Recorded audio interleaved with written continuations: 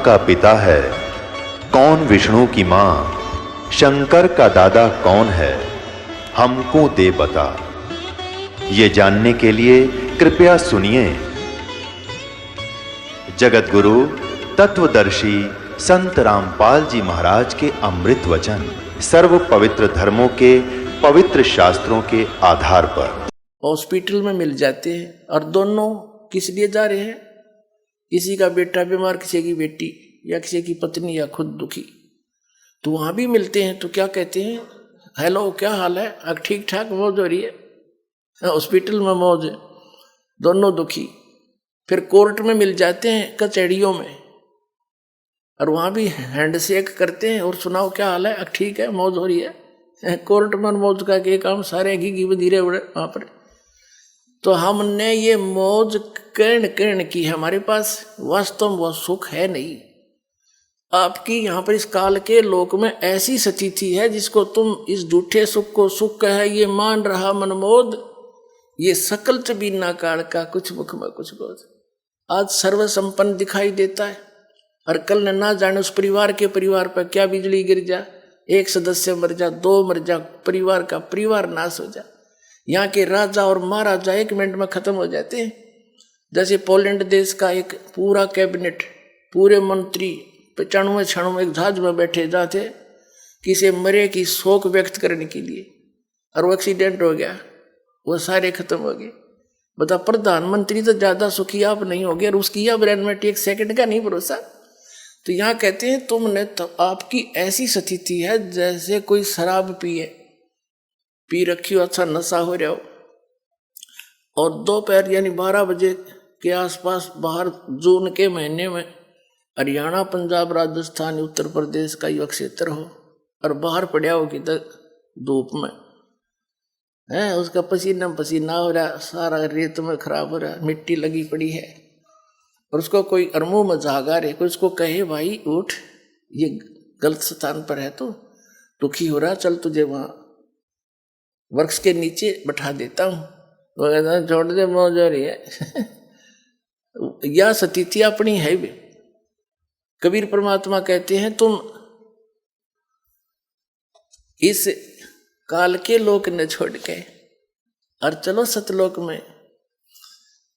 क्या बताते हैं परमात्मा के चल हंसा सतलोक हमारे, और छोड़ो ये संसारा हो। और आपने को ना ठीक है, मौज हो रही है, आपने क्या दुख है यहाँ पर, और जो दुख आएगा जो देखना क्या होगा।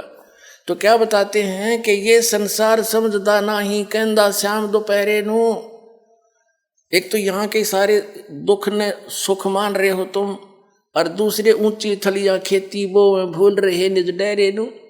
ये नकली साधना, नकली संतों को फंस गए, और सारे ऊट पर उआ बाई का ज्ञान, इनका कोई मंत्र ठीक नहीं जिसे मोक्ष हो जा। इनका कोई भी मंत्र, साधना और ज्ञान बिल्कुल व्यर्थ है, कोई ठीक नहीं।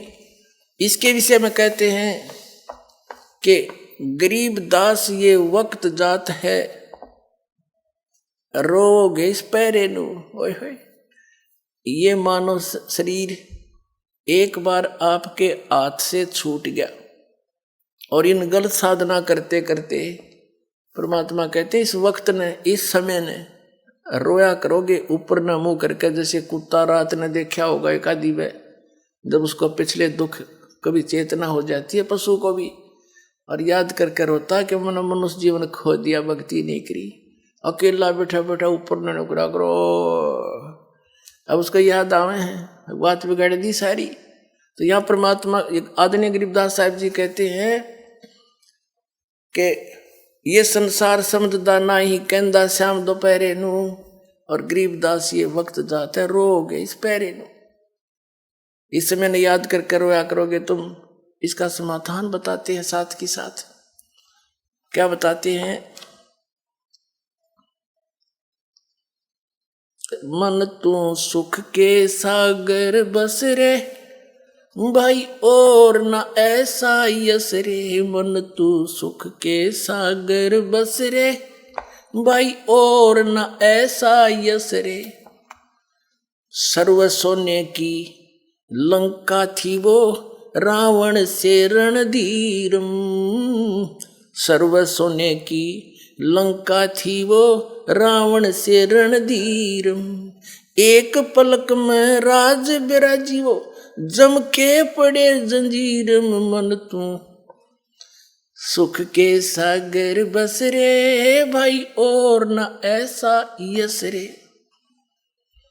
भाई दुर्योधन से राजा होते संग इकोतर भाई, दुर्योधन से राजा होते संग इकोतर भाई। 11 अक्षौणी संग चले थी, देही गीद न खाई। मन तू सुख के सागर बस रे भाई, और न ऐसा यस रे। अब क्या बता रहे परमात्मा कि तू यहाँ के किस चीज में महिमा बनाना चाहता है। सर्व सोने की लंका थी, सारी गोल्ड की, गोल्ड से यानी जैसे हम गारा से मिट्टी पकाकर ईंटें बनाते हैं और सीमेंट के अंदर उसको चिनते हैं। रावण ने अपने महल सोने की ईंटें बना के सोने की गारा से ही वो बनवा रखे थे। इससे ज्यादा धनी तुम हो नहीं सकते थे, सारी उम्र सिर पटक लियो। और रावण जैसे रणधीर, श्री राम के भी छक्के छुड़ा दिए थे ऐसे ने, लेकिन भक्ति सत ना करने से सर्व सोने की लंका थी वह रावण से रणधीरम, एक पलक में राज विराजी, राज से नीचे हो गया यानी राज रहित हुआ। और यम के पड़े जंजीरम, यम के दूत बांध के ले गए उसने। फिर कहते हैं दुर्योधन से राजा होते संग 101 भाई, एक से एक बलशाली। और 11 अक्षौणी सेना, 11 करोड़ सेना साथ चले थी, नो खूब फूल के चले था। और कहते हैं 11 अक्षौणी संग चले थी, दे गीद ना खाई, कुत्याली मौत मरा। यहाँ किस चीज को तुम महिमा मानते हो, किसके ऊपर आश्रित हुए बैठे हो, इससे बड़ा यश कोई नहीं आपका। सतलोक में बस, जहां जाने से तुझे पूर्ण सुख होगा। उसके लिए क्या बताते हैं, और बात तेरे काम न आवे, संतों शरण लाग रे। के सोवे गफलत में बंदे, जाग जाग नर जाग रे, जाग जाग नर जाग रे। और बात तेरे काम न आवे, संतों शरण लाग रे। के सोवे गफलत में बंदे, जाग जाग नर जाग रे, जाग जाग नर जाग रे। उठ सवेरे हुक्का भर लिया, के जाग्या नर भाग रे। उठ सवेरे हुक्का भर लिया, के जाग्या नर भाग रे। सुक्रम किया ना करी रे बंदगी, ये फूटे तेरे बाग रे, फूटे तेरे बाग रे। और बात तेरे काम न आवे, संतों शरण लाग रे। के सोवे गफलत में बंदे, जाग जाग नर जाग रे, जाग जाग नर जाग रे। इस तन सराय में जीव मुसाफिर, यो करता रहे दिमाग रे। इस तन सराय में जीव मुसाफिर, करता रहे दिमाग रे। रात बसेरा कर ले डेरा, चलो सवेरा त्याग रे, चले सवेरा त्याग रे। और बात तेरे काम न आवे, संतों शरण लाग रे। के सोवे गफलत में बंदे, जाग जाग नर जाग रे, जाग जाग नर जाग रे। उमदा चोला बण्या अनमोला, ये लगे दाग पे दाग रे। उमदा चोला बण्या अनमोला, ये लगे दाग पे दाग रे। 2 दिन की गुजरान जगत में, क्यों जले बिरानी आग रे, क्यों जले बिरानी आग रे। और बात तेरे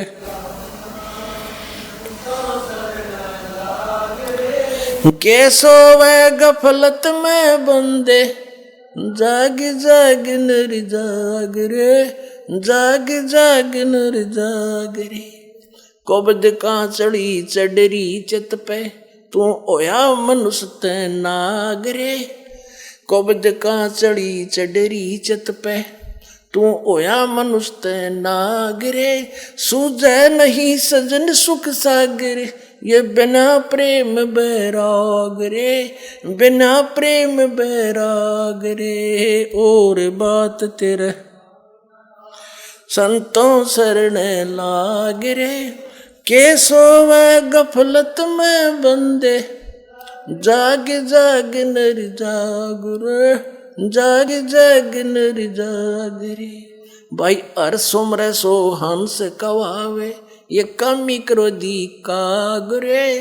हर सुमर सो हंस कवावे, ये कमी क्रोधी काग रे। बहुरा न भर में विष के वन में, चल बेगमपुर बाग रे, चल बेगमपुर बाग रे। और बात तेरे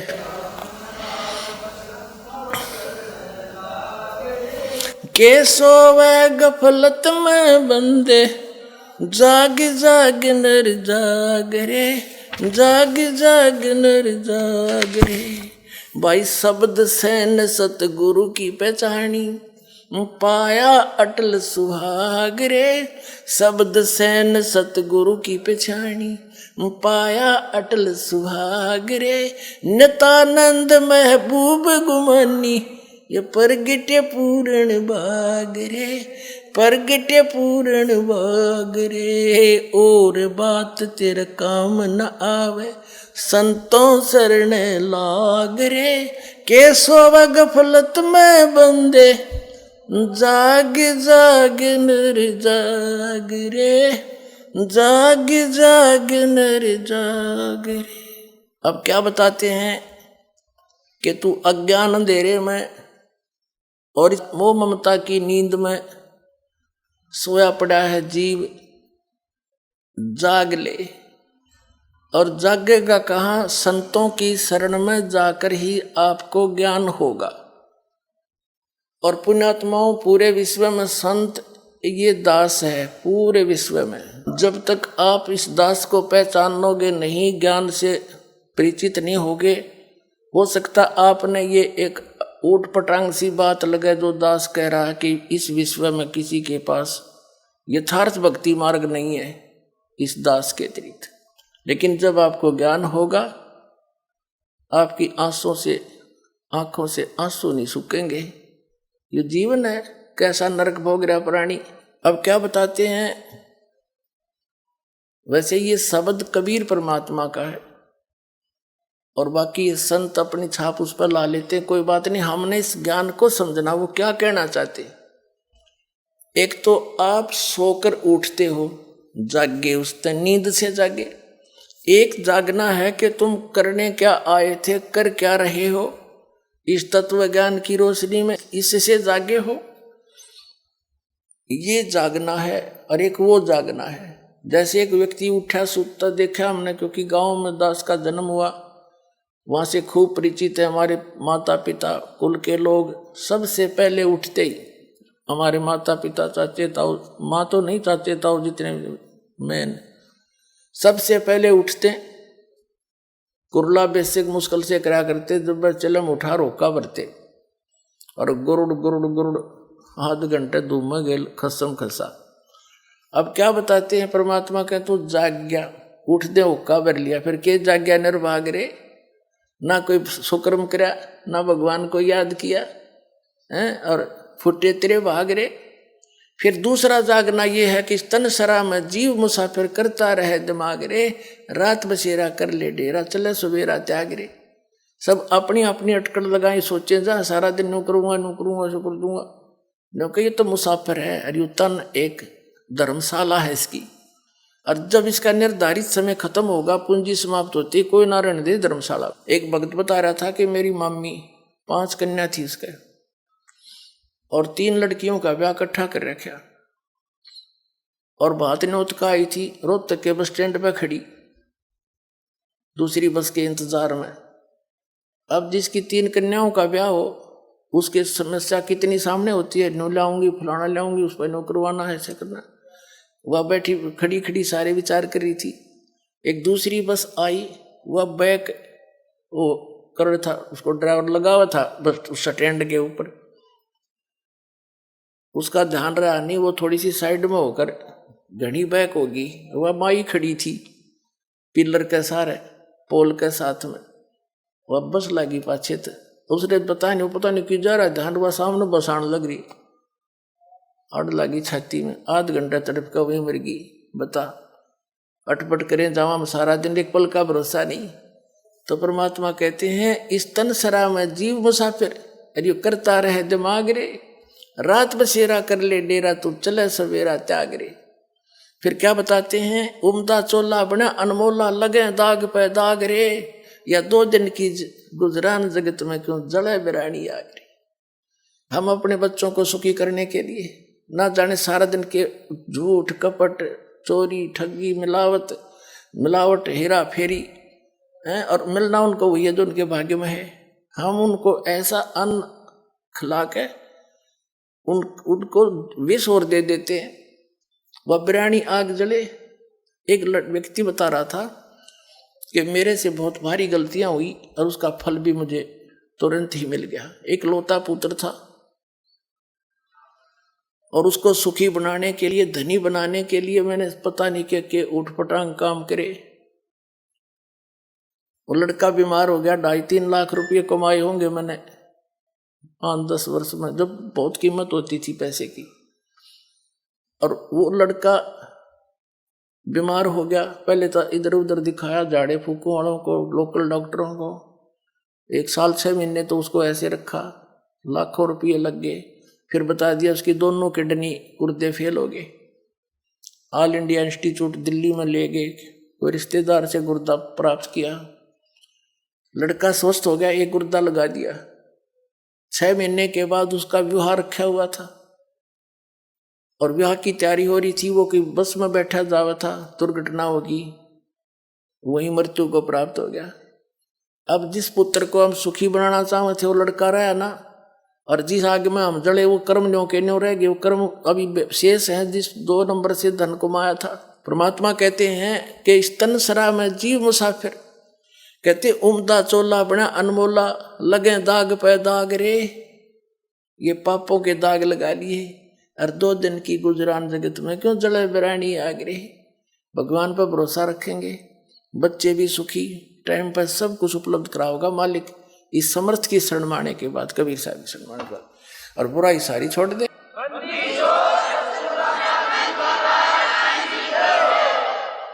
उस परमात्मा के पाने के लिए फिर हमने कैसा समर्पण करना पड़ेगा। जब ये ज्ञान समझ में आ जाता है तो क्या बताते हैं, फिर वो प्राणी परमात्मा से ऐसे जुड़ जाता है, कुर्बानी कर देता है अपने जीवन की, तो तभी परमात्मा की प्राप्ति होती है। क्या बताते हैं,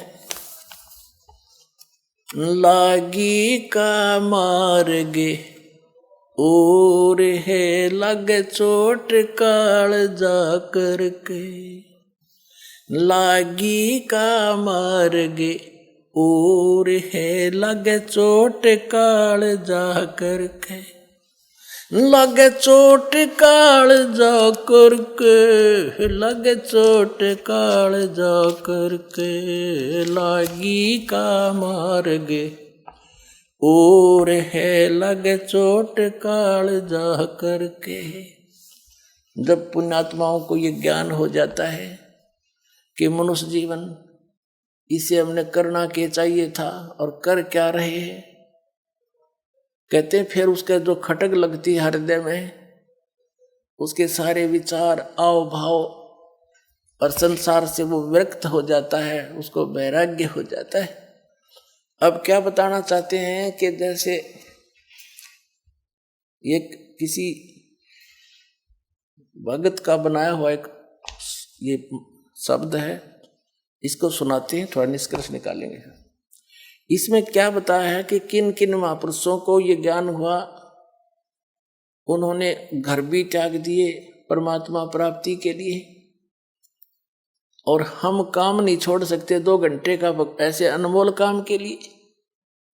तो क्या बताते हैं, जिनके यह खटक लगेगी हृदय में, कबीर साहब कहते हैं आपकी ऐसी स्थिति हो जाएगी कि कबीर वैद बुलाइया और पकड़ के देखी बाँ, और वैद न वेदन जान ही मेरा करक ले जेवा। कहते हैं भगवान जैसे ना जाने काल की कर डाले डारे किसी भी ढल जा पासावे, और जिनाते सरते मौत खुड़क दी उन्होंने केड़ा हासावे। जो नानक साहब जी कहते हैं, यहीं पर कबीर साहब कहते हैं कि उसकी स्थिति ऐसी हो जाएगी, कहाँ बैठा हूँ ऐसे गंदे लोक में, और क्या मैं खुश हो रहा हूँ, एक पल का भरोसा नहीं। तब कबीर साहब कहते हैं ऐसी स्थिति आ गई भगत की, अपने ऊपर ही बताते हैं परमात्मा ढालकर हमें सतर्क करते हैं कि जब तुझे भगवान की सही लो लाग जाएगी लगन, फिर ये स्थिति होगी, ना खाने में रुचि रहे, ना गाने बजाने और नाचने में रुचि रहे, संसार के सब बकवास दिखाई देंगी, जो नाचने गाने दारू घूटी लाले सिनेमा देख फलान कर। तो कबीर साहब कहते हैं जब भक्त ऐसी स्थिति में आ गया, घर वालों ने सोचा तो बीमार हो गया, रोगी हो गया, वैद बुलाया, उसने वैद ने बाँ पकड़ के देखी नबज, और कहा इसको तो रोग तो कोई दिखता नहीं, समझता ही है तो, और सूखने लग रहा, कुछ खाता न पीता, कोई विशेष रुचि नहीं किसी वस्तु में। तो कबीर साहब कहते हैं कबीरा वैद बुलाइया पकड़ के देखी बाँ, और वैद न वेदन जान ही मेरा करक ले जेवा। लागी का मार्गे और है लागे चोट काल जा करके, लागे चोट काल जा करके, लागे चोट काल जा करके, लागी का मार्गे।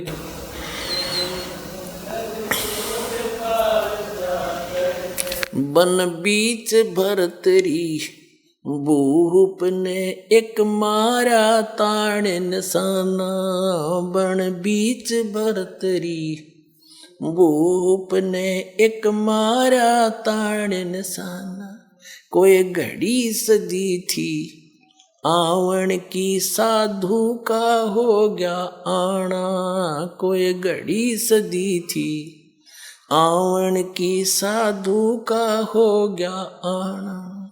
ये मुआ मर्ग जवा दियो नत तार धरो न बना, ये मुआ मर्ग जवा दियो नत तार धरो न बाणा। वो जिंदा कर दिया डोर था शस बना परीक्षा करके, शस बना परीक्षा करके, शस बना परीक्षा करके, लागी का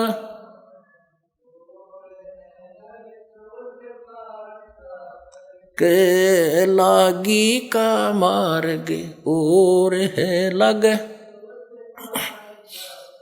लग चोट काल जा करके, लग चोट कले जा करके, लागी का मार्ग और है लग चोट काल जा करके। भाई गोपी चंद योगी हो गए जिन ले लिया बगमा बना, जिन गोपी चंद योगी हो गए जिन ले लिया बगमा बना। गुरु महल जना ने बेज थे डोडी पे अलख लखाना, गुरु महल जना ने बेज थे डोडी पे अलख जगाना। व्यंजन 3600 छोड़ के भिक्षा का भोजन खाना, व्यंजन 3600 छोड़ के भिक्षा का भोजन खाना। तन पड़ गया कमजोर था ना खाया उदर भर के, ना खाया उदर भर के, ना खाया रे उदर भर के, लागी का मार्ग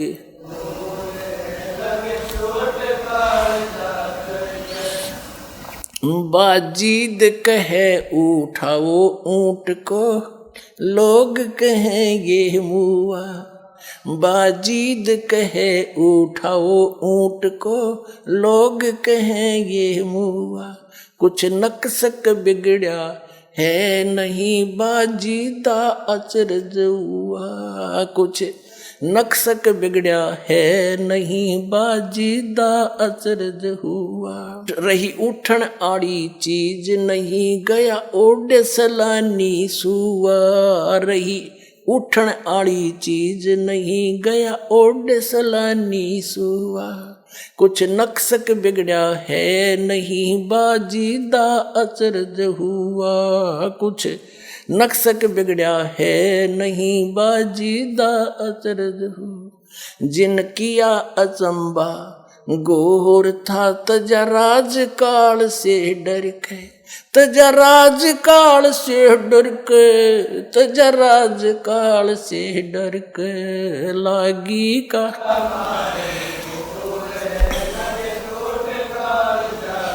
के लागी का मार्गे और है लगे।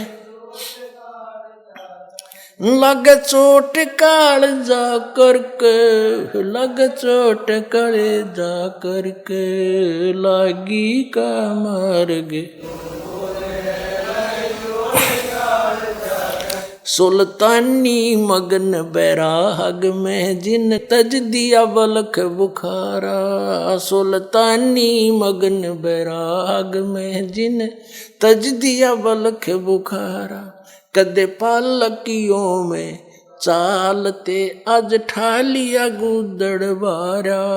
कदे पालकियों में चालते, आज ठालिया गुदड़ बारा। सब संगी छोड़ी रोवती, रोवे था कौन बासारा। सब संगी छोड़ी रोवती, रोवे था कौन बासारा। शोर मचारण वास में ना, देखा पीछा फिर के। ना देखा पीछा फिर के, ना देखा रे पीछा फिर के। लागी का मार्गे लगे चोट काल जा करके। लागी का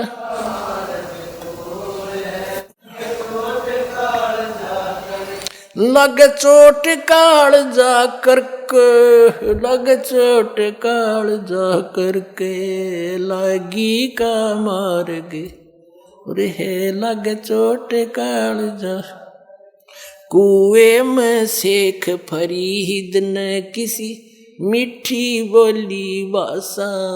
कुएं में शेख फरीद ने कैसी मीठी बोली भाषा।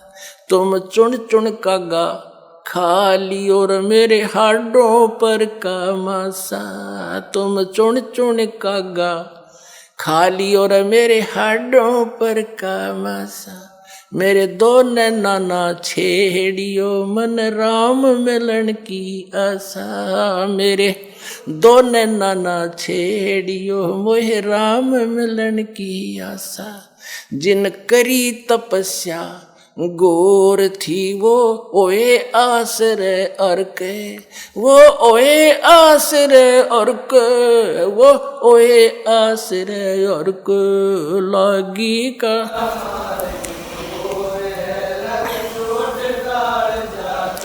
लग चोट काल जा करके। लग चोट काल जा करके। लागी का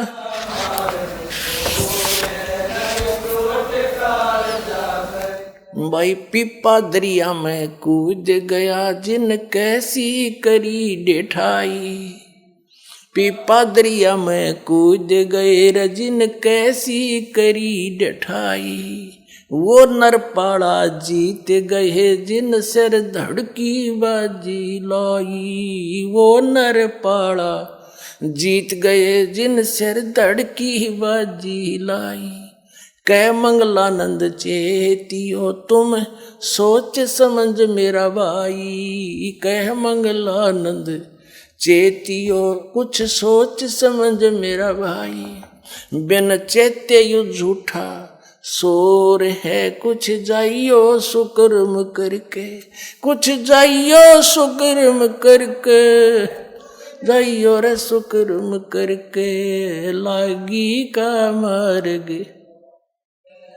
चोट काल जा करके, लागी का मार्ग रे लगे चोट काल जा करके। अपने आत्माओं एक छोटा सा उदाहरण देंगे जो बड़ा सक्सेस होगा आपके लिए इस सत्संग में। जैसे ये प्राणी जितने भी थे परमात्मा पाने की तरफ में प्रेरणा पाकर के परमात्मा की महिमा सुनाने वाले तो बहुत संत मिल जाते हैं, लेकिन सच्चा मार्गदर्शक न मिलने से वो प्रयत्न भी व्यर्थ जाता है। गोपीचंद राजा थे, भर्तृहरि राजा थे, प्रेरणा पाकर के घर त्याग दिया, गोरखनाथ का फंस गए, आकाश से गिरे खजूर में टिक गए। अब सोचना आप कितने पुण्यकर्मी प्राणी हो, आप एक सिंपल सोल नहीं हो, आम आत्मा नहीं हो, सामान्य नहीं, बहुत लाडली परमात्मा की आत्मा कबीर साहब की, पर युगों युगों से वो आपके पीछे और आप आगे आगे भाग रहे हो, वो आपके पीछे पड़ रहा है। ऐसे ही एक शेख फरीद नाम का पुण्यकर्मी प्राणी मुसलमान धर्म में जन्मा, बचपन से घर त्याग दिया, परमात्मा प्रेरणा पाके आगे फंस गया एक ऐसे अज्ञानी संत के तपस्वी के। अब जैसा गुरुजी, और वो गुरुजी भी ऐसा तपस्वी, ऐसा सिद्ध पाक रहा था वहां पर। एक बार शेख फरीद, क्योंकि वो तो परमात्मा पाने के लिए घर से निकला था, संत ने उसके गुरुजी ने आश्रम बना रखा था, फक्कड़ फकीर थे वह, और उस आश्रम में 8-7 सेवक रहा करते थे। गुरुजी तपस्वी था, तपस्वी में तामस गणा होता है, क्रोधी गणा था, जरा सी भी कोई गलती कर देता था उसको डंडों से कूटता था, कई दिन सेवा नहीं देता था। अब शेख फरीद वो तो परमात्मा पाने के लिए निकली आत्मा थी, सिर धड़की बाजी ला रखी, गुरुजी का वचन शिरोधारी है, कुछ भी कह दे सो ही होगा, जिस कारण से वो उस संत के हृदय में चढ़ रहा था कि अभी बालक तो ये है, कोई ऐब नहीं, कोई छल कपट नहीं, दिन रात आज्ञा का पालन आज्ञाकारी है। तो जिस कारण से अन्य शिष्यों को ईर्षा होगी, गुरुजी तो इसको ज्यादा महत्व देते हैं, तो उन्होंने क्या किया, वो क्या कर रखा था कि रोजाना प्रत्येक एक सेवक की सेवा लगा करती, सारा काम वो करा करते। उन्होंने बांट रखी थी, जैसे कपड़े धोने का यूँ करेगा तो रोटी खाने का, बनाने का और हुक्का भरने का यो एक की सेवा लगती थी। और हुक्का पिया करता वो संत, तो क्या करते थे, खाना खाता था, जो खाना खिलाता था वही हुक्का भर के पिलाता था, उनकी सेवा थी। और उस संत ऐसा क्रोधी था, सोने से पहले खाना खाता, खाना खाते ही हुक्का चाहिए उसने 5 मिनट के अंदर अंदर, नहीं तो धरती आसमान एक कर देता उनके लिए। और जो ऐसी किसी समय पर वस्तु नहीं देता था तो उसको कई दिन सेवा से वंचित कर देता था, बोलता नहीं था, बार एक लोग बैठा देता था, शकल भी ना दिखाना, परे पड़ा रहे। तो उन अन्य शिष्यों ने सोचा कि कोई ऐसी गलती में आवा यो शेख, यो फरीद गुरुजी के हृदय से उतर जा। उन्होंने क्या किया कि गुरुजी खाना खाने के बाद हुक्का जरूर पीते हैं, हुक्का ना देने से न फिर ये घने दुखी हो जाते हैं। शेख फरीद ने आग बनाई, उस दिन सेवा थी उसकी, हुक्का के लिए जैसे खाना बनाते हैं वह आग तब बन ही जाती है, और पता था उसने इतनी ऐसी व्यवस्था आती, खाना खिला के हुक्का भर के 5 मिनट 2 मिनट में दे दूंगा। अब वो खाना खाने चला गया, पीछे चेला ने आग बुझा दी वह सारी। वो खाना खिला के आया, देखा चूल्हे में आग नहीं, उन्होंने सोचा बात बिगड़ गई। थोड़े से मौसम ऐसा था वर्षा का, तो उसने सोचा ये साथ में गांव है आधा किलोमीटर की दूरी पर, वहाँ धुआं उठता दिखा कि जाकर किसी माई से अग्नि ले आता हूँ। वो चलम में हुक्का तमाकू डाल के हाथ में लेकर चल पड़ा पूरी स्पीड तय। वहाँ जाकर उस माई से कहने लगा, माई तमाकू आग देना, आग देना, अग्नि देना, हुक्का भरना है। वह माई आग सलगावे थी, कभी बुझ जावे थी, फिर मारे थी फूक धुम्मे में, आंखें उसकी लाल हो रही। वो देख कर उसने कहने लगी कि आग में ना मिलती, आंख फोड़वा ले, आंख फोड़ ले, आंख फोड़े तो आग मिले। उसने सोची गुरुजी नाराज ना होने चाहिए, आंख कान के फूकूंगा, आंख में दे के चिमटा और फोड़ दी। माई दूसरी भी फोड़ूं। उन्हें देखी तो कर दिया काम इसने। तो वह कह रही थी छो में, गुस्से में, वह डरगी तक उस नाथ का चेला बाबा का, अरे तेरी सहायता होगी। वो सारी चलम आग काट दी चूल्हे में, तो बाहर धर ले बाबा जी। और उस आंख ने वहीं घेर के शेख फ्रीद बांध के कपड़े अफसर के आंख के कपड़ा और धर के चलम फटाफट फिर दौड़ दिया स्पीड तक। अब उस गुरुदेव ने 5 मिनट बाट दे के इंतजार करी, 6 मिनट करी, 7 मिनट, 8 मिनट, फिर आवाज लगाई रहा शेख फरीद, हुक्का नहीं लाया। अब वो थोड़ी दूरी पे था, उन्हें फिर दूसरी आवाज लगाई रहा, कित बर गया। उसने सुन गई आवाज है, गुरुजी आवाज लगा रहे। कहने लगा आ गया गुरुजी, आ गया गुरुजी। कहने लगा रहा आ गया कि देर कर दी गुरुजी, ऐसे ऐसे आग बुझ गई थी, इस गांव से जाके लाया हूँ। अच्छा रख दे। वो तो हुक्का पीने लग गया। कहने लगा आंख कह के लग गया, जैसे जल्दी में होता ना ऐसे ऐसे हो गया, बस कोई खास बात नहीं। अब गुरुजी तो पी के हो गया। माई ने सोची है तो बात बिगड़ गई। अरे गुरुजी इसका न पता लगेगा तने पता नहीं के शराब दे दे। वह लेकर वह आंख दर का एक ढक्कन पे और ले आई। महाराज जी आगे रोने लगी, महाराज जी माफ कर दो, मेरे गलती होगी नहीं होगी। अब वो संत सोचा क्या होगी माई, आपका चेला गया था अग्नि लेने और मैं धूमे में दुखी हो रही थी। मैंने गुस्से में आकर यूं कहने लगा माई आग दे दे। मैंने कहा आग मेरे से गुस्से में बात निकल गई, स्वाभाविक आग वैसे नहीं मिलती, आंख फुड़वानी पड़े। इसने जब चिमटा दे कर आंख काट दी। मैंने बोला माई दूसरी भी काट दूं, निकालूं।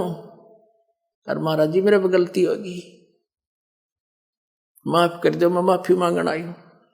अब गुरु ने कहा कि शेख फरीद इधर बुलाया। कहा जी जो कपड़ा क्यों बांध रखे है। अकजी बेसाफ की दया है। खोल इस कपड़े ने, कपड़ा खोल लाता, आंख नो की नो पाई इसकी, लेकिन थोड़ी छोटी होगी।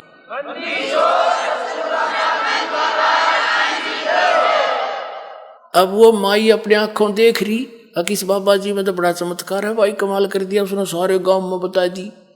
अगर आंख आ रही और उसकी आंख नो की नो कर दी संत ने। तो वो धीरे धीरे सारे आसपास के क्षेत्र में उस संत की गजब की महिमा होगी और बड़ा महिमा का पात्र बन गया। अपने आत्माओं परमात्मा कहते हैं शब्द महल में सिद्ध 24 हंस बिछोड़े विश्व बीसा। एक सिद्धि जल पैर डलाई, एक सिद्धि आकाश से उड़ जाई, एक सिद्धि कुछ खावन पीवे, एक सिद्धि जो भोग बहुजुग जीवे, एक सिद्धि तन हंस नहीं आ रहा, एक सिद्धि तन कष्ट जा रहा। ये सिद्धियां हैं कुछ, और ये किसी विशेष साधना तपस्या से एकादि सिद्धि मिल जाती है और वो परमात्मा की ही होती है। उसी से हम भिखारी बनकर यही प्राप्त कर लेते हैं। एक सिद्धि होती है जो कष्ट का शरीर का कष्ट निवारण कर देती है। जैसे कई झाड़े लवाते हैं, उनके झाड़ों से आराम हो जाता है, तो वो झाड़े ला सके हैं। अगले दिन में बन गया गधा, बताओ झाड़े का कैसा रल गया। तो कहने का भाव ये है कि इतना सिद्धि युक्त संत और उसका चेला शेख फरीद तो निश्चिंत हुआ बैठा था। शेख फरीद तक जो गुरुजी कहे फाइनल है, ये तो इतने सिद्ध पुरुष है, मेरी आंख भी ठीक कर दी। गुरुजी की मृत्यु होगी, वहाँ चेलों की खींचातानी होगी। शेख फरीद आश्रम छोड़ के, और जैसा गुरुजी ने बताया था तपस्या करने से भगवान प्राप्ति होगी। पहले तो वैसे तपस्या करी, फिर सोचा भाई भगवान पाना है, निकले इसीलिए हैं। एक कुएं, क्योंकि बाहर बैठने से कौवे कावे मच्छर वच्छर गणे तंग करा करते, उसने क्या किया, एक कुआं था वृक्ष के नीचे, और उस टहनी के बांध के रस्सा और कुएं में उल्टा लटक गया, पैर बांध गए। और सारा उसके रहे अंदर रहे, बाहर आकर थोड़ा सा आहार करे, फिर वापस उसमें चला जा। ऐसे 12 वर्ष तक उल्टा कुएं में लटक कर तपस्या की। वो जब बाहर आकर बैठा, काफी देर सुस्ता रहा, सुस्ताने के लिए बैठ गया, एक लकड़ का कड़ ला के कमर लगा के। कौव्या ने सोची ये आदमी मर गया। वह कौवे आगे, उन्हें देखा आसपास उसका सारा अस्थि पिंजर हो रहा, खाया न पिया कुछ। कहते हैं 12 वर्ष में 1.25 मन अन्न यानी 50 किलो अन्न खाया था 12 वर्ष में। हिसाब ला के देखो कै ग्राम रोज का हो गया। तो कहीं उन्हें मांस दिखाई नहीं दिया, उन्हें सोची आंख निकाल लो, माथे पे बैठ गया आके। तब शेख फरीद ने हाथ जोड़ कर कहा, भाई कौव्यो मेरी आंख छोड़ दो, मेरा शरीर पे की तो मांस उसने चुन लो, तुम अपनी भूख मिटा लो, मेरी आंख ना फोड़ियो, और हो सकता मुझे भगवान का दर्शन हो जाए, उसकी आस में बैठा हूं मैं, आंख छोड़ दियो। जब बोला तो कौवे उड़ गया कि तो जीव है। उसने सोची अब तू फिर कुएं में लटक जा, ये बार आंख भी जाएंगी तेरी भी। उल्टा लटक गया, रोए बैठा पड़ा उस कुएं में। हे भगवान, शरीर का अंत हो गया और दर्शन आपने दिए नहीं, हे परमात्मा मेरा जीवन व्यर्थ हो गया। उसी समय वो परमात्मा आए, कबीर भगवान सतलोक से चलकर अल्लाहु अकबर, और कुएं पर खड़ा होकर वो रस्सा में लटक रहा था, नीचे रस्सा बांध के उसको खींचा, ऊपर ने बाहर निकालना चाहा। अब शेख फरीद जब ऐसे कुएं में लटकता था तो वहां ये गवाले आ जाते थे, गडरी बकरी भेड़ चराने वाले, वो शरारत कर देते थे, रस्सा पर डंडा रोड जाके उन्हें ऐसे घुमा छोड़ देते ला के। वो कभी नून सिर लगता उसका, कभी कुएं में इधर लगता, वो न्यू करके बेचारा अपना टाइम पास करता। उसने सोचा कोई शरारती फेर आ गया, इसने बाहर ही निकाल लिया मैं तो। जब परमात्मा ने बाहर निकाला, बाहर निकाल कर ऐसे उल्टा लटके वो कहता है शेख फरीद के भाई मैंने के बिगाड़ा तेरा, मुझे मत छेड़, मैं अपना काम कर रहा हूं, तू अपना काम कर, मुझे ना तंग करे। संतों को सताया नहीं करते। परमात्मा ने पूछा कि क्या कर रहे हो आप भगत जी? कि मैं परमात्मा के दर्शनार्थ, परमात्मा पाने के लिए और भगवान के दर्शन दीदार करने के लिए मैं अपनी साधना कर रहा हूं। कबीर साहब ने कहा कि मैं हूं भाई वो अल्लाहु अकबर, मैं हूं भगवान। मैंने बोला मजाक मत करे, भगवान के बारे में मुझे मजाक सहन नहीं होता, तू अल्लाह नहीं हो सकता। परमात्मा बोले कबीर जी के और कैसा होता अल्लाह, कि वो तो निराकार है, वो तो बेचूद है, फिर आप क्या कर रहे हो यहाँ पर? उसके दर्शन के लिए, उसके दीदार के लिए ये साधना कर रहे हो? हाँ, उसके दर्शन करने के लिए। भले आदमियों, अपनी थ्योरी तो सोचो क्या कह रहे हो। एक तरफ तक कह रहे हो भगवान निराकार है, फिर उसको देखना भी चाह रहे हो तुम, पाताल में जा रही तुम्हारी बुद्धि। अपने आत्मा कहते हैं ज्ञान कर गाम का तो चमका ऐसा होया करे। जब उसने ये सुना कि एक तरफ तुम देखना चाह रहे हो और फिर उसको निराकार बता रहे हो, फिर क्यों डलेट हो रहा है? अब उसने सोची शेख फरीद ने कि भाई आदमी तो काटेगा ही हो, राम तो नहीं, भगवान तो नहीं हो सकता, पर बाखबर अवश्य है। जैसे कुरान शरीफ की सूरत फुरकानी 25 आयत नंबर 52 से 59 में लिखा है कि हजरत मोहम्मद जिसको अपना खुदा मानते हैं वो खुदा कह रहा है कि ए पैगंबर तो इन काफिरों की बात मत मानना, ये कबीर को भगवान नहीं मानते, ये तो देवी देवतारण्य बुत पूजा में लगे रहते हैं, इनके साथ संघर्ष करना उस कबीर के लिए, इनकी बातों मत आना, लड़ना नहीं। फिर वो परमात्मा वही है जिसने सारी ब्रह्मांड की रचना की, 6 दिन में सृष्टि रची, 7वें दिन तख्त पर जा बैठा, उसकी खबर किसी बाखबर से पूछ ले। एक तो इसे हो गया कि कुरान शरीफ का ज्ञानदाता भी उस परमात्मा के पाने और उस परमात्मा से अपरिचित है, किसी बाखबर यानी तत्वदर्शी संत को खोजने की ही कही है। ऐसे गीता अध्याय नंबर 4 के श्लोक नंबर 34 में कहा कि अर्जुन तू उन तत्वदर्शी संतों की खोज कर और उनको दंडोत प्रणाम करने से, नम्र होकर प्रसन्न करने से वो तत्वदर्शी संत तुझे उस परमात्मा, उस तत्व ज्ञान का उपदेश करेंगे। तो गीता ज्ञानदाता भी उस तत्वब्रह्म से अपरिचित है, उस तत्व ज्ञान से अपरिचित है। तो उसके यह बात समझ में आ गई कि यो संत पक्का है, ये तो सही आदमी टकरा गया, चरण पकड़ लिए नो के नो और कहा मुझे मार्ग बता दे, कैसे मिला भगवान। परमात्मा बोले तेरा यकीन हो या ना हो, वो परमात्मा तो मैं हूं, लेकिन मेरे दर्शन से मोक्ष नहीं होगा, मैं जो साधना बताऊंगा उससे तेरी मुक्ति होगी। और तब तू वहां जाएगा जहां जाने के बाद फिर कभी लौट कर संसार में नहीं आते, सदा सुखी होगा। तब उसको धीरे धीरे कोई आहार कराया। फिर परमात्मा ने कहा भूखा मरे भगवान नहीं मिलता, इस शरीर से क्यों दुश्मनी कर रखी है तुमने, गलत साधना गलत संत टकरा के। तब परमेश्वर कबीर जी ने वो परमात्मा मिले, उनको नाम दिया, और जब शेख फरीद का कल्याण हुआ। पुण्यात्माओं, आज आपको वही साधना सहज में मिल गई, और समझा है तो सिर दर पाओ और बहुर नहीं रहे सादा। बोलो सतगुरुदेव।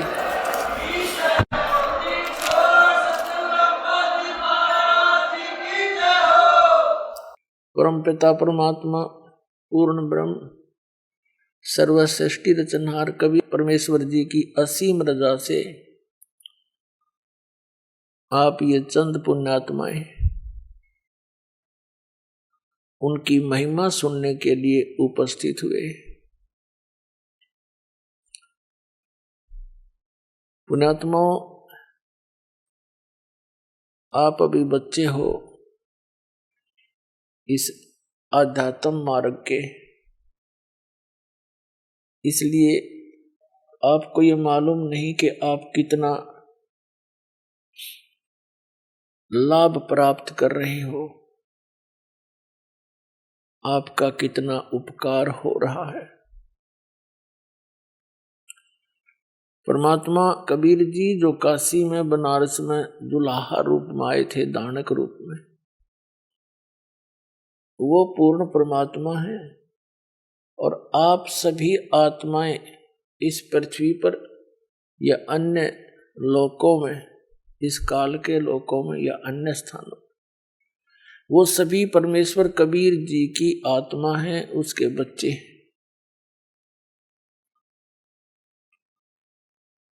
और हम यहाँ पर आए, हमने बहुत बड़ी गलती करी थी, अपने परमात्मा को भूलकर उस परमात्मा से हम हृदय हटाकर और यहाँ का जो भगवान है ब्रह्म ज्योति निरंजन सरपुरुष, इस पर आसक्त हो गए। एक समय ये तपस्या कर रहा था एक पैर पर खड़ा होकर के सतलोक में,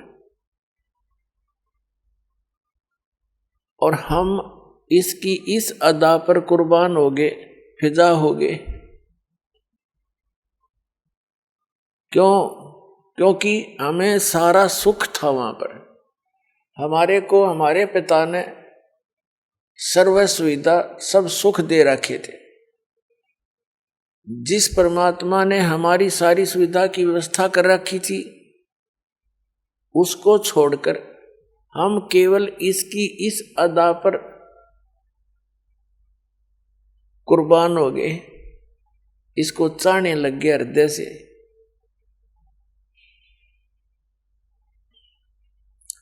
परमेश्वर ने बहुत बार आकाशवाणी की कि बच्चों इसकी क्रिया को मत देखो, आप मस्त रहो। हम ऊपर से तो सावधान हो गए, अंदर से कसक गई नहीं।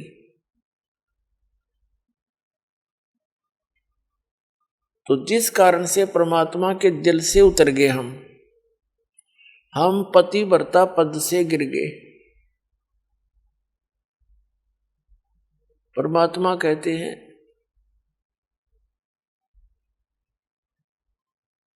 कि जो पतिव्रता पद पर नहीं है उसका कहीं भी आदर हुआ नहीं करता। हम भगवान के दिल से गिर गए, उतर गए, और फिर इसके ऊपर आस्था बन गई। अपनात्माओं, यही रोग हमारे आज विद्यमान है प्रत्येक प्राणी के। तो फिर क्या हुआ कि इस ज्योत निरंजन काल भगवान ने परमात्मा से कुछ याचना की। परमेश्वर कबीर जी ने पूछा, क्या चाहता है तू ज्योत निरंजन? क्यों तू खड़ा होकर तप कर रहा है? तब इसने कहा कि भगवान, जिस स्थान पर हम रह रहे हैं ये स्थान मेरे लिए अकेले ये थोड़ा है, मुझे अकेला इंडिपेंडेंट स्थान दो, दया करो। परमात्मा ने इसको 21 ब्रह्मांड दान कर दिए, गिफ्ट इसका दे दिया। जैसे एक साहूकार पिता अपने पुत्र को 21 प्लाट उसके अलॉट कर दे के लिए वह ले जाते। फिर इसने सोचा इसमें कुछ कंस्ट्रक्शन करूं, उसके लिए इसने फिर तप किया। परमात्मा ने पूछा, तू क्या चाहता है? इसने कहा कि मुझे कुछ कंस्ट्रक्शन करने का मटेरियल दे दो, रचना सामग्री दो, कृपा करो। परमात्मा ने इसको 3 गुण और 5 तत्व दे दिए कि ले अब खेल खिलौनों से। फिर इसने फिर तपस्या की। इस काल भगवान ने, जिसके लोक में हम यहां महाकष्ट उठा रहे, तो परमात्मा ने पूछा, अब क्या चाहता है तू? इसने कहा कि मेरे को कुछ आत्मा भी दे दो, मेरा अकेले का दिल नहीं लगता है।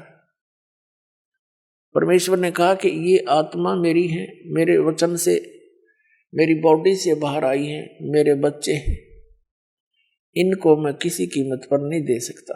और मांग ले तेने जो मांगना है। तो इसने फिर से कहा कि दया करो, मेरा अकेले का दिल नहीं लगता। तब परमेश्वर ने कहा कबीर जी ने कि ये जी कोई सब इच्छा से जाना चाहता है तेरे साथ तो पूछ ले उनसे। अब ये फिर आप जी के पास आ गया, जहां आप रहा करते थे, सारी सुविधा थी आपको सतलोक में। सतलोक के अंदर आपके बहुत बड़े सुंदर मकान महल वो खाली पड़े हैं, और सदाबहार बाग है, वहां पर बगीचे हैं, सेब संतरे काजू किशमिश मेवा वहां सदाबहार है, बड़े बड़े मकान हैं, आगे बड़ा लॉन है, उसमें आपके एक पार्क, सबके यहाँ पार्क है एक जैसा, सेम टू सेम। और वहां पर बहुत सुंदर झूल हैं जहां तुम झूला करते थे। जो बकवादे हम यहाँ खोज रहे हैं ये तो कुछ भी नहीं है, जिनको हम सुख मानते हैं, और वहां आपके चरणों में सदा रहेंगी वो सुविधाएं। या तो मान लीजिए कोई 2 पैसे इकट्ठे हो गए किसी के पास।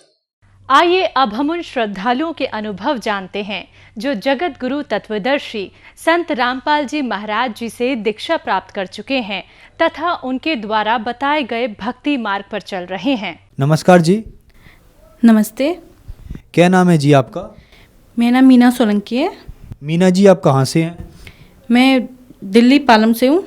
मीना जी, संत रामपाल जी महाराज से नाम दीक्षा आपने कब ली? मैंने 2006 में ली थी। संत रामपाल जी महाराज से नाम दीक्षा लेने से पहले आप क्या भक्ति साधनाएं करती थीं? उससे पहले हम देवी देवताओं की पूजा करना, मंदिर जाना, ये सब भक्ति वगैरह करते थे। तो फिर आप संत रामपाल जी महाराज की शरण में कैसे आईं? संत रामपाल जी महाराज के शरण में मैं अपने मामा के यहाँ पे गई हुई थी छुट्टियों में।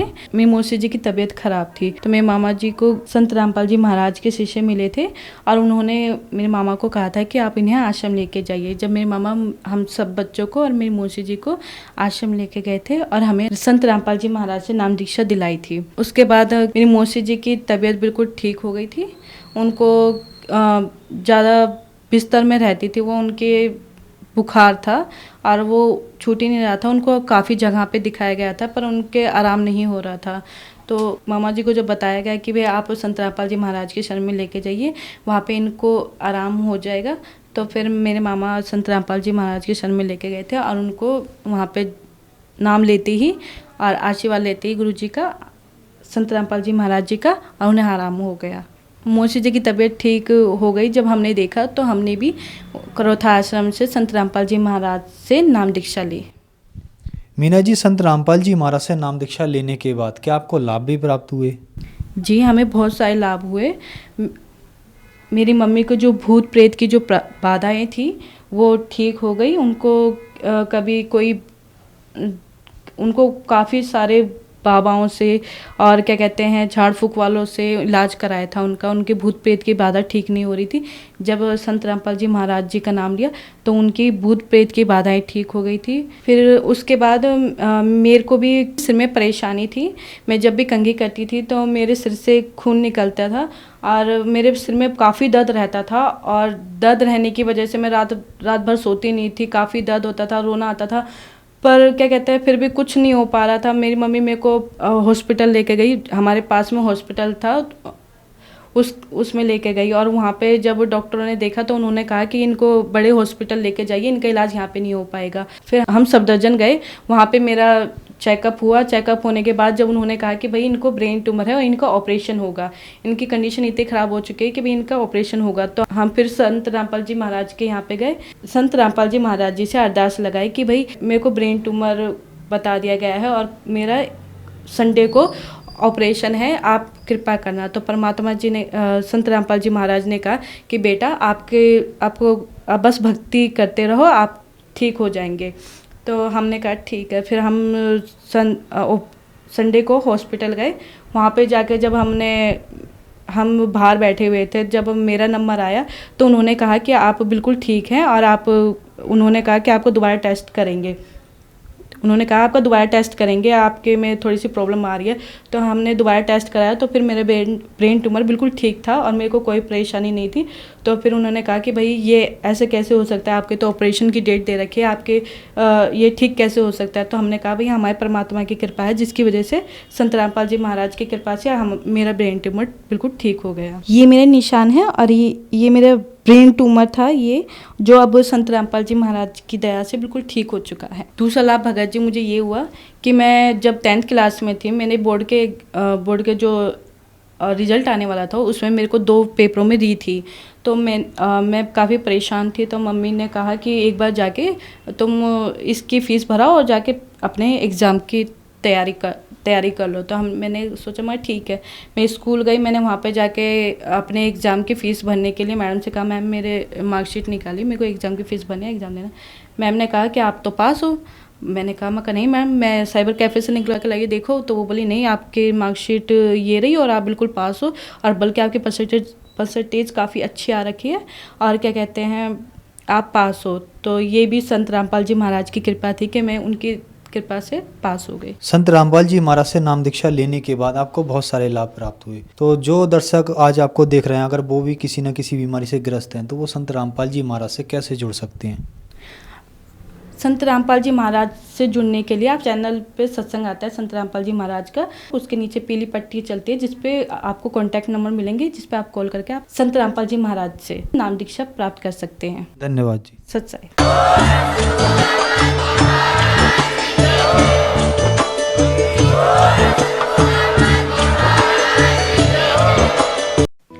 आप सुन रहे थे जगत गुरु तत्वदर्शी संत रामपाल जी महाराज के मंगल प्रवचन। अधिक जानकारी के लिए संपर्क करें।